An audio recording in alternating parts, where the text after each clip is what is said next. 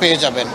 আর devil hunt, যেটা really devil তো আছেই সমাজে, সেই ডেভিল হান্ট যদি হয় 18 কোটি মানুষ সশস্ত্র বাহিনী সহ যারা যৌথ বাহিনীর এই অভিযান পরিচালনা করবেন তাদের জন্য দোয়া করবে এবং তাদের সাথে থাকবে।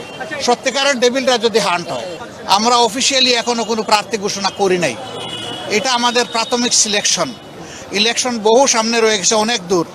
ইলেকশন যখন কাছে আসবে তখন আমরা ফাইনাল সিদ্ধান্ত নেব, তখন যাদেরকে বিভিন্ন আসনে নমিনি হিসেবে দেওয়া হবে বা ক্যান্ডিডেট হিসাবে দেওয়া হবে তারাই ক্যান্ডিডেট হবে।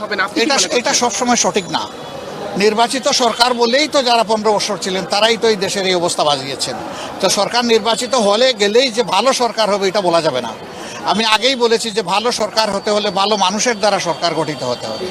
এই জন্য অতীত যার ভালো, বর্তমান যার ভালো, আশা করা যায় ভবিষ্যৎ তার ভালো হবে। নির্বাচন তো আমরা সবাই চাই, পরিস্থিতি সৃষ্টি তো করতেই হবে।